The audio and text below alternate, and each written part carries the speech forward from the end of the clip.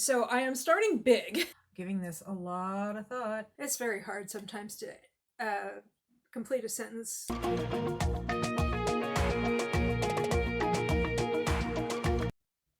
Hi, I'm Sock Marionette, also known as Bargain Counter Argument, under which name I am available on Instagram. And I'm a middle-aged lady in a tiara talking about books. And it is the first day of March. So I think that this will be a good weekend to start a reading vlog and a new series. So what I'm doing is this series is going to be called Dive In or Drop Out. And it's where I read the first book of a series and decide whether I want to pursue that series further, dive in, or if it's just not for me, which is a dropout. Now, by series, I mean anything that's at least 4 books long, not including like those prequel novellas and so on. Like if a series is basically a trilogy, but they also have a part 0.5, 1.5, 2.5, 3.5. I am not counting that. I'm counting that as a trilogy, and that is not something that I would consider a series for the purposes of this video. I mean, obviously it's a series, but it's not for the purposes of this video and feature on the channel. I'm not calling that a series. And so it should have at least 4 books and preferably be something that is ongoing. So I am starting big with Christine Feehan. Now, which Christine Feehan series, you might ask, because she has a lot. Well, I am going to try to do, I think it's 4 or 5. I'm not entirely sure because Christine Feehan, her series have spin-offs. So I think it's 4, maybe, I'm not sure. I will update you, but for now I am going to start with Dark Prince.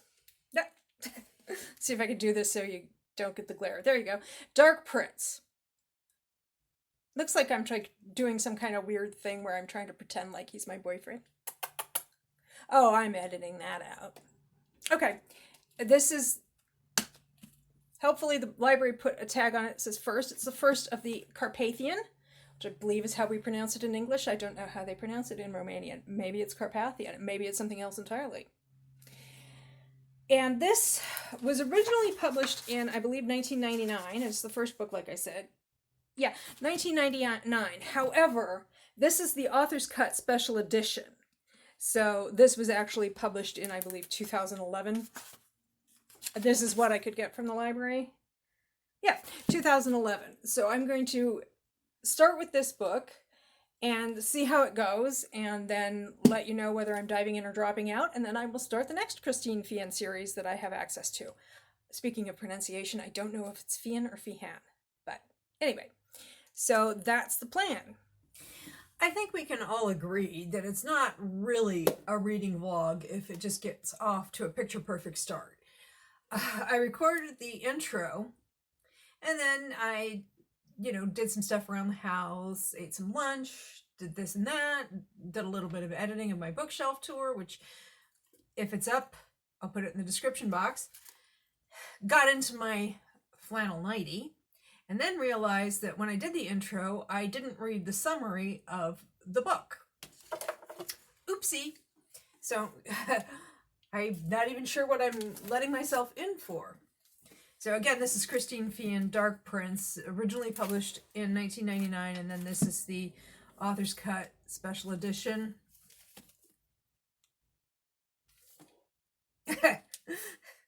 Again, trying to deal with reflection.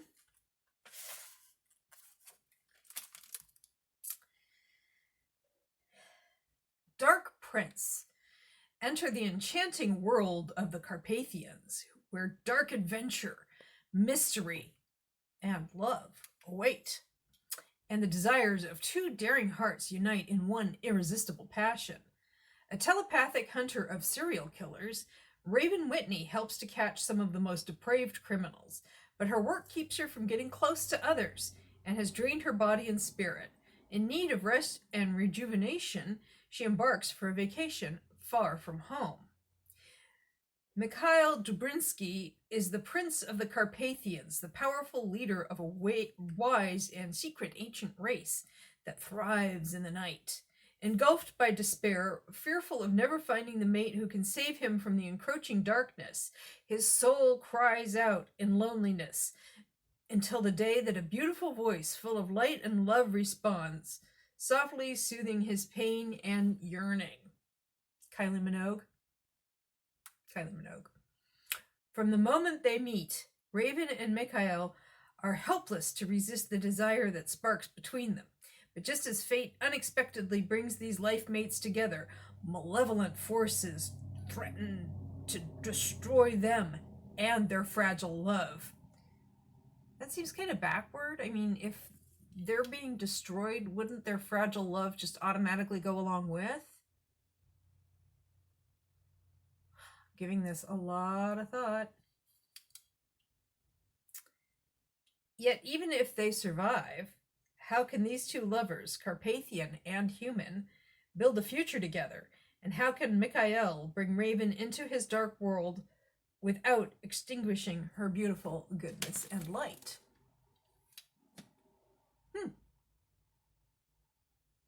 Well, I'm going to find out. And I'll let you know. Well, I won't. Not in a spoilery way. Okay, I actually finished Dark Prince. I'm not doing like a periodic update as I read the book, because as I read actually just the various books that I'm doing for this vlog, because that would just be too long, because I'm going to be starting a lot of series. So I finished Dark Prince, and this is the first book of the Dark series, also known as the Carpathian series by Christine Feehan. All of these are by Christine Feehan. And I'm going to say that this is a dive in. There are some things that gave me a little pause here and there, considering that although it was published in 1999, and then author's cut special edition. Let's see if I can do this without reflection, too much reflection.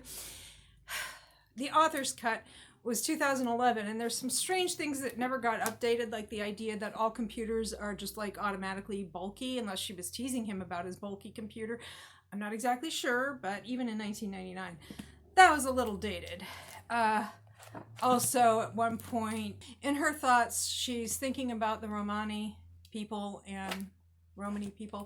and she uses the slur that starts with G and ends in Y, and she kind of talks about them as being like uneducated, and I get what she was trying to say, but it just, the way it was phrased, I was not crazy about. Okay, now these, I assumed that the Carpathians, from Romania and everything, they're not Transylvanians like Dracula, though. They're very clear on this. We're Carpathians, not Transylvanians. But I assumed that they were vampires. They're actually not. They do feed on blood, but they don't, they can't just like easily turn somebody into one of their species, their race. He says he considers them a separate species, but from humans. But they can also dissolve into mist and then shapeshift into various animals on an as-needed basis. They can't be in the sunlight, that will burn them. However, they're still ensouled. And if they give in to despair, they're kind of going extinct. They are having trouble reproducing naturally, and they can't really convert humans, like I said. And some of them are very, understandably depressed by this existential threat. And some of them will go into the sunlight. And that's the phrase they use, and that will essentially end their lives, which are very long in other circumstances. And some of them will just give into darkness. And I mean, Dark Prince, he is dark, but he could be darker. And that's when they lose their souls, and actually they do become vampires.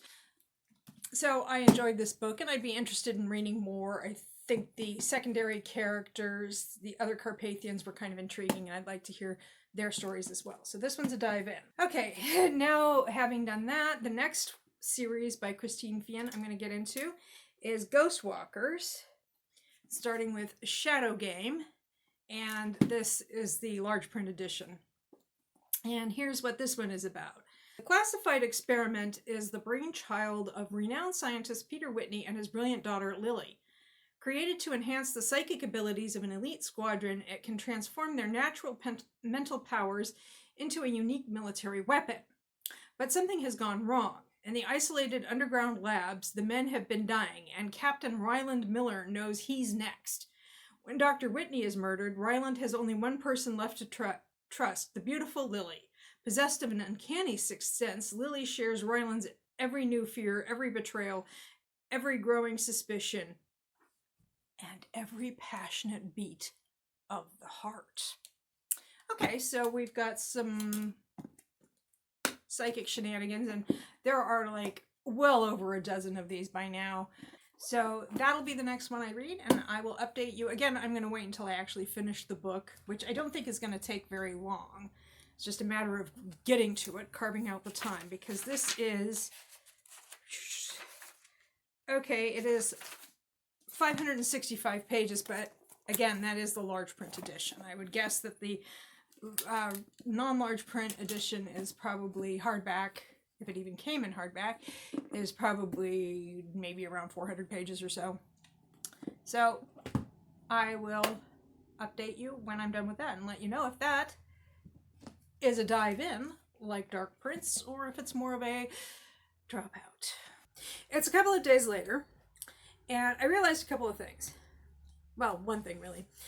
I forgot to mention when I discussed Dark Prince that it is the first of, I believe, 34 volumes of the Dark series, The Carpathians by Christine Feehan. That includes one that I think just came out within the last couple of months. And when I started Shadow Game, that is the first of the Ghostwalker series, which I think now extends to 20 books, including one that is going to be published sometime this year. So these are very much ongoing series. So now, Shadow Game, I didn't feel like Shadow Game was quite as well written as Dark Prince. But then let's remember that Shadow Game came out in 2003. Dark Prince originally came out in 1999, but this is the author's cut special edition from 2011. So it could be that she went back and did a little editing and revising and not just expanding, but so that could be why. In any case, even though I didn't feel like it was quite as well written, I was still intrigued by this, and this is going to be a dive in. Okay. So far, that's 2 for 2, a series by Christine Feehan, into which I wish to dive. It's very hard sometimes to complete a sentence without using a preposition at the end of it. Okay, so next, I believe, is the Drake Sisters, at least next for me, is the Drake Sisters.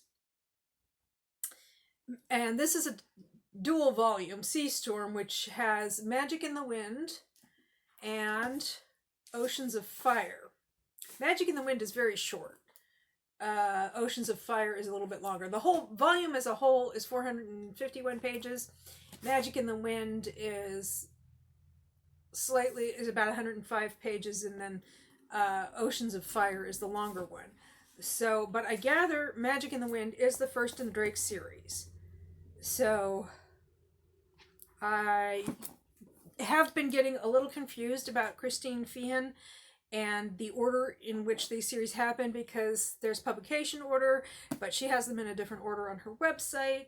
And and by the way, I think this one is 7 books long, but it hasn't been updated since like 2009. Anyway, and then you have series that are spin-offs of other series, so I'm not exactly sure what's going on. But I don't really want to have to build one of those, bulletin boards with pins of different colors and string in different colors leading from one to another. A board of madness. I don't have to do that. So I think I'm just going to start with Magic in the Wind and see what happens. Now, this is the summary for Magic in the Wind. Sarah's come home. Ever since Damon Wilder sought refuge in Sea Haven, he's heard the same breathless rumor pass the lips of so many in the sleepy coastal town, a whispered reverie, so suggestive that it carries the curious Damon to Sarah's clifftop home. But Damon has not arrived alone. 2 men have tracked him to Sea Haven and into the shadows of Drake House, where Sarah hides her own secrets. And danger, as well as a desire more urgent than either has ever known, is just a whisper away. Now, I think on Christine Feehan's own website, She lists the Sea Haven series that starts with Waterbound ahead of this one. So I'm going to have to do a little more research to find out what that's about. So, yeah, to find out what is the reading order exactly, I'm kind of confused. And Oceans of Fire, which is the longer work in this omnibus volume, a gifted daughter in a magical bloodline, Abigail Drake was born with a mystical affinity for water and possesses a particularly strong bond with dolphins, swimming peacefully among them in the waters off Sea Haven, her hometown. That is until the day she witnesses a cold-blooded murder on shore and is sent fleeing for her life, right into the arms of Alexander Vostov, an Interpol agent who once broke Abby's heart. But she isn't going to let the only woman he ever loved. But he isn't going to let the only woman he ever loved fall into harm's way or slip from his embrace. Okay, so I think I'm going to at least read Magic in the Wind, which is the 105-page one, and again, try to do some more research to figure out what is even the reading order here. I don't know. We'll find out. And hopefully I will have some answers next time I update. Okay, it's a few days later. It's March 11th, which is a Tuesday, and it's really nice. It's like 62 degrees outside with a light breeze, so I have the curtains open. This is all natural light, and I actually had the windows open for the breeze, and I was like, there hadn't been too many cars going past, so I was like, oh, this will be fine. And as soon as I sat down to record, a police car showed up. He was not running lights or sirens, but it was engine noise, and then a motorcycle, and then a bunch of, medium delivery trucks and what do you call it? Oil, the small oil tankers for delivering heating oil to individual houses, not the giant tankers, but the small ones. And I had to get up and close the windows, and then suddenly it's quiet again. Of course. Back into the Feehan of it all, now that I had a weekend off where all I did was read fan fiction, which I don't talk about that. I mean, I talk about the fact that I read fan fiction, but I don't discuss individual titles on YouTube. I don't post about it on Instagram very often. If I do, it's just very generically like, I read fan fiction on Archive of Our Own, which I didn't even do that this time. And I don't do it on YouTube. I mean, I talk about the fact that I read fan fiction in very general terms, but I don't like do in-depth reviews or discussions of what I'm reading because, people are not necessarily putting fan fiction out there to have it publicized, shall we say, in such a way. Okay, so I am actually here having, had a chance to revive and recharge. I'm here to talk about the first story in the Drake Sisters series, which is finished along many, many years ago because there are 7 sisters, and I think she told all 7 of their stories, and then she continued in that same town where they live, and I do believe that they made cameos in other people's books, but the series itself is finished. So I was reading the first story is called Magic in the Wind, and it's in this omnibus volume because it's not very long. It's only like 106 pages. And I talked about that in the last clip. I read the summary. I'm not going to do that again. And I liked it a lot. I really enjoyed it. And again, I felt like it was better written than Shadow Game. And remember, I like Shadow Game just fine. There's one thing about her writing that seems consistent across all 3 books so far, and that is, or inconsistent is maybe what I should say, because she's not afraid to change viewpoints in the middle of a scene.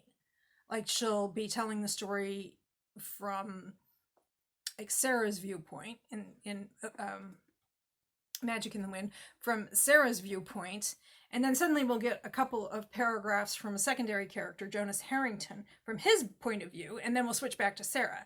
Now, these are all third person, so it's not like she's shifting from, one not tense, one conjugation to another. She's not switching from pronoun, that's the word I'm looking for. She's not switching from I to you to he to she. It's third person all the way through, but we do get some viewpoint there, and she does change it frequently.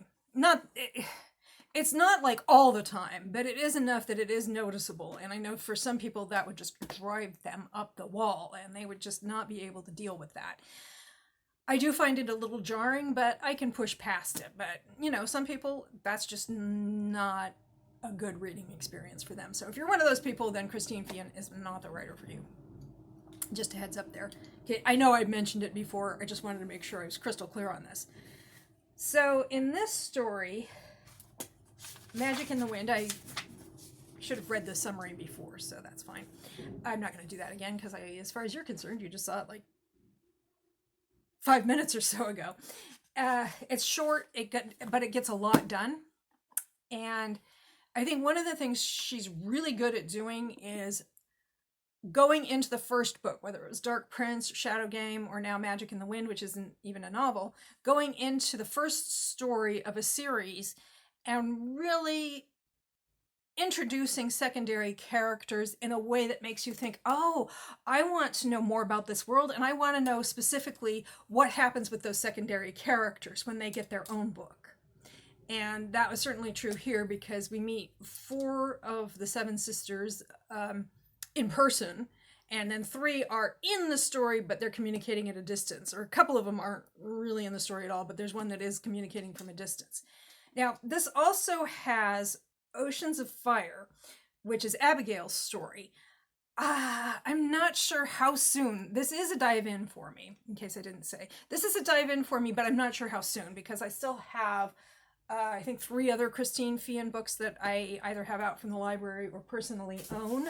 So I want to get an overview for her works and then prioritize which series I want to read based on that. Okay. So Drake's Sisters was finished at 7 books, I think, or 7 stories, because there were 7 sisters and she told all their stories.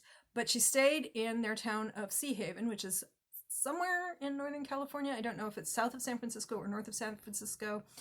We shall see. And so that Sea Haven starts with Waterbound, a Sea Haven novel. Now, this is the large print edition. I actually also own a paperback step back, but, you know, since this was, I just got it out from the library and it was not a big deal, so I just find that they're easier to read. I don't have to read large print, but it is easier. So that's what Waterbound, a Sea Haven novel. And I don't actually have the step back handy right now. I didn't think ahead. After I spent all that time fussing with the windows, I was just like, I want to film. Okay. The last thing Lev Perkensky remembered was being in the swirling currents of the ocean and getting sucked deeper into the nothingness of a freezing black eddy off the coast of Sea Haven. Ooh, that must have been terrifying. Miraculously, he was saved, pulled ashore by a beautiful stranger. But Lev has no memory of who he is or why he seems to possess the instincts of a trained killer. All he knows is that he fears for his life and for the life of his unexpected savior. Soon, tantalizing secrets will engulf them both in a whirlpool of dizzying passion and danger. I'm getting Born Identity vibes. This is not a complaint.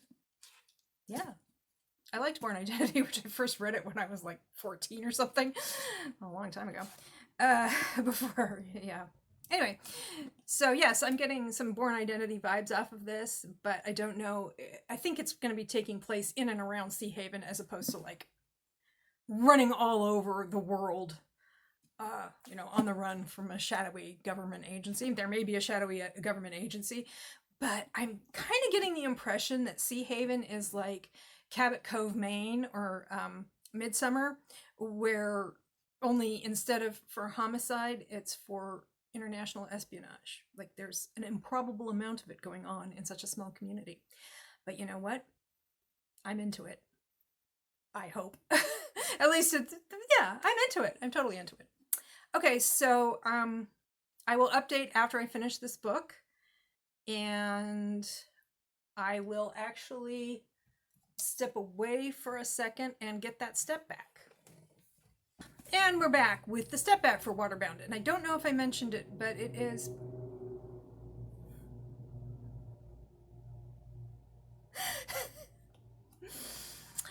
Okay, and we're back with the step back. I started talking about the step back and a cement mixer went by. Thanks, Tilcon. Okay, so I was saying that I don't know if I mentioned this when I was holding up the large print edition and reading the summary, but it was published in 2010. And it didn't seem to have a secondary copyright date. Maybe the paperback does. Might be interesting. If it does, it might be interesting to compare the two texts and see what's different. But nope, just 2010. Anyway, so this is the step back. Well, actually, this is the front, and this is the step back. Yeah, I'm definitely getting ex-military vibes from this dude. I wonder if he's even Lev Paretsky. I mean, if he doesn't remember anything, Perkensky. If he doesn't remember anything, I'm curious to know why he thinks his name is Lev Perkensky. Perkensky. I think I finally got that. Why he thinks his name is Lev Perkensky. Maybe that's not his real name. Oh, okay. Well, this is interesting. This says it was the first time in print. There's actually some writing up here, and it's a continuation of something here. In the swirling tides of the ocean, she found a handsome stranger. But his deliverance could destroy them both. Well, that's really not much of a deliverance, is it?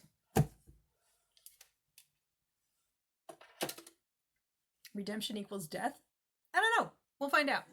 And I will update you when I'm done with that book, which could be several days hence, because I got a lot of stuff going on right now.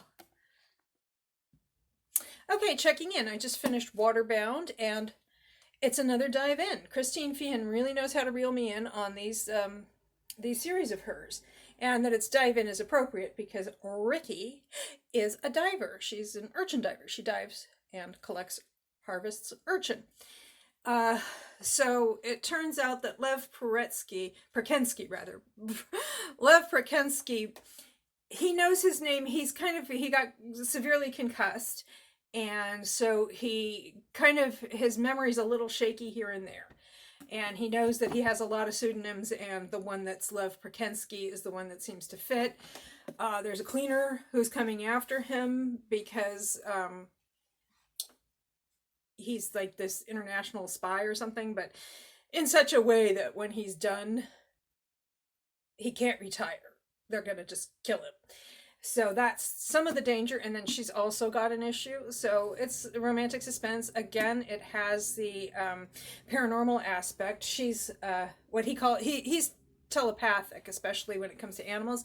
And she's what he calls an elemental. And she is waterbound. That is the element to which she is bound. And she has 5 sisters, or is she the 5th sister? I think there are 5 of them altogether. They're Sisters of the Heart, which is the name of the series. Sea Haven, which is the name of the town, is one name for the series. Another is Sisters of the Heart, because unlike the Drake sisters, who are biological sisters, the women featured in these books are Sisters of the Heart. They're not sisters by blood, but in all other ways, including that they have these elemental bonds. But they also have strong bonds with each other and their community. So yeah, I really liked it. And again, that's going to be a dive in.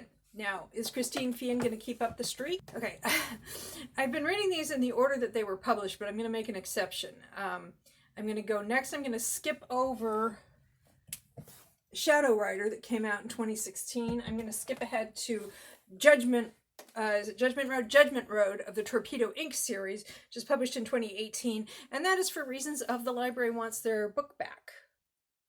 And they want this one back sooner than that one. Okay, so here's the summary. As the enforcer of the Torpedo Inc. motorcycle club, Reaper lives for riding and fighting. Feelings are a weakness he can't afford Feelings are a weakness he can't afford until a gorgeous bartender gets under his skin. Near Sea Haven, the small town of Caspar has given Anya Rafferty a new lease on life. She's desperate to hold on to her job at the biker bar, even if the scariest member of the club seems to have it in for her. But Reaper's imposing presence and smoldering looks just ratchet up the heat. When her secrets catch up to her, Reaper will have to choose between Anya and his club, his heart and soul. So that sounds pretty exciting, a little motorcycle club action. I don't know if this is paranormal. I will find out, and I will get back to you once I have had a chance to read it. Okay, it's another day. Specifically, it is Friday, March 21st. Yeah, and I finished Judgment Road by Christine Feehan. This was the motorcycle club, and as such, it is kind of, there's violence, and as one friend of mine put it, motorcycle club romances can be intense. And this was definitely that. And this is the first time it hasn't been an automatic decision for me on whether I'm going to dive in or drop out. The others have all been pretty much automatic dive in situations. That was a weird way to express that idea. So this one, I finished it last night, and it's, been a bit of time, and I've slept on it and thought about it, and I think I will dive into this series, even though it has that intensity. The pacing was a little strange, but that'll happen. I'm still intrigued to see what else goes on with this motorcycle club and the people who are in it. Yeah, so this is going to be a dive in. I ultimately decided that, yeah, dive in. Okay, so meanwhile, I have one more to read for this vlog, and that is Shadow Rider. And this is what's going on in this one. When he's not fodder for the paparazzi, Stefano Ferraro commands family businesses, both legitimate and illegitimate. While their criminal activity is simply a rumor yet to be proven, no one knows the real truth. The Ferraros are a family of shadow riders capable of manipulating light and dark, an ability Stefano thought ran in his family alone. With little left to her name, Francesca Capello has come to Chicago in hopes of a new life. She wasn't expecting to attract the attention of a man with primal hunger in his eyes, driven to claim her as his to protect and to please. And if he discovers her secret, it could ruin her. Okay, so it sounds like we have two people with similar paranormal abilities who don't realize that they aren't the only ones. I mean, he's got his family. Maybe she thinks she's the only one in the world. I don't know. I'm going to find out. So, yeah, and then when I do, I will have read the first book of every series. Not every series by Christine Feehan. I don't think I hit all of them, but at least the ones I'm going to be doing for now. Otherwise, this vlog will continue well into May, and, I will kind of lose my mind. I don't know if you can hear that noise. That is actually the wind. If you were hearing that noise that you couldn't quite place what it was and it was very annoying, that was what it was. I'm used to it, so I almost forget that it's going on. But yeah, that's what that was. Should I record the entire clip? I'll watch it back and decide if I need to re-record the entire clip. Okay, I finished the 6th and final book for this vlog, Shadow Rider. The first of the Shadow series, or Shadow Rider series. I think this is up to, I believe, 8 books at this point, and a new one hasn't been published since 2023, so I don't know if that means she's done with this series or just taking a break or what. I mean, she's so incredibly prolific that I think she's probably one of the few authors where you say, well, she hasn't updated this series until 2023, and that might actually mean that she's done with it. I don't know. This is another one I had to give some thought to about whether it was a dive in or a drop out, and ultimately I decided it was a dive in. Again, there were some issues with the pacing. Like, I didn't feel like with Judgment Road, I didn't feel like this book needed to be as long as it was. Felt like there were kind of a big chunk in the middle where nothing super important happened. I don't know how to describe it other than I was a little unsure about whether or not I cared about these characters. However, like I said before, she's very good at making me care about the secondary characters and want to read their stories as well. So even if I wasn't super invested in the story of what was her name? I can't even remember her name. Stefano and Francesca. Even if I wasn't super invested in Stefano and Francesca's story, I was kind of interested in the siblings and some of the other secondary characters that were mentioned. So I think this is going to be a dive in. So that means that I tried 6 series and they're all dive in rather than drop out. So I'm excited about that. I think it's a really good start to this series. By series, I mean my own series, dive in or drop out, because I plan to do this with other writers, other series. So I think it was a nice start. I did start vague. I don't think that they're all going to involve 6 different books and 6 different series, but who knows? It was funny, I was watching back the other clips I've done so far just to make sure that I had covered all the bases, or to pick up any threads of things that, where maybe there was information that I said I was going to give and I didn't. Like Judgment Road, I think I was going to get back to you about what the paranormal abilities were, and I didn't. It turned out it was the motorcycle club. They all have kind of low-grade psychic abilities, like what do you call it? Not telekinesis. The one where you can talk to other people with your mind. Telepathy. There we go. They all had kind of low-grade telepathy, and some of them were able to manipulate electricity with their minds or do things like that, depended on the individual. And in this one, the Shadow Riders, what it is that they look at shadows, and what they see, they not only see the shadow. I don't have enough direct light to be able to create a shadow. When they look at shadows, they don't just see the shadow of the object. They also see these things they call tubes, kind of like appendages, like worm-like appendages. They call them tubes because they can go into those shadows, into those tubes, and use them kind of the way in science fiction media, spaceships can use wormholes to travel from one place to another very quickly. They can kind of use shadows like that. So if you pick a shadow and you go into that shadow and then you pop up somewhere else, it can't be too far. And I think you have to go from one shadow to the next, but it does allow them to circumvent security systems and things like that. They also are kind of human lie detectors. They can tell, they can't necessarily read people's minds, but they can tell when they're being lied to. Very handy. So that's the abilities in the Shadow Rider series. Let's see. I'm trying to think of if there was something else. Oh yeah, I did want to mention about Waterbound, which I kind of forgot for some reason. The first, when I did my initial assessment of that, the Ricky, the female main character, she's neurodivergent, and the term autism is getting thrown around a lot, and whatever the specific condition that she has, I think maybe if Christine Feehan had been writing this now, she might write about it a little bit differently. Because, I mean, that book I think came out in, I want to say 2010?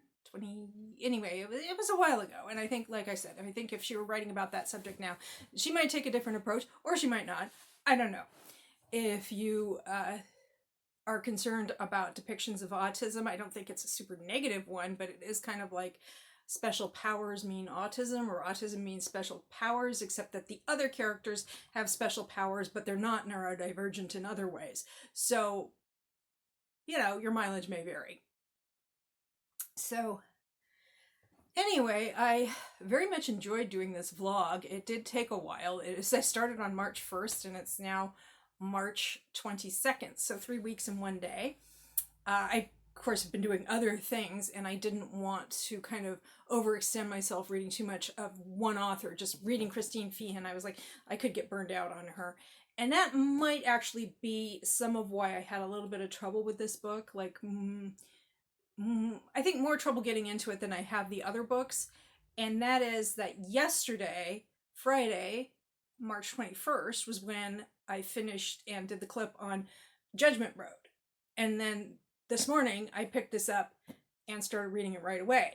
So I finished Judgment Road on Thursday, talked about it on Friday, and then started reading this one this morning on Saturday. and finished it the same day. So it might have been just like too much Feehan too quickly. I don't know, but I think I am going to pursue this further. So yeah, that is Dive In or Drop Out, and I hope this has been interesting to you in some capacity. If there is a series you want me to try, either because you're reluctant to try it yourself and you want somebody to be your canary in the coal mine, which is a metaphor I use a lot, I've noticed, fine, or just something else. You had a strong reaction to a series and you want to see what my assessment is like, whatever. Just feel free to leave a comment saying what the series is that you would like me to try. And so I hope you'll do that. And I have other series in mind for me. So, but it's always fun when somebody kind of brings something new to my attention. And so, yeah, that's about all I have to say about this.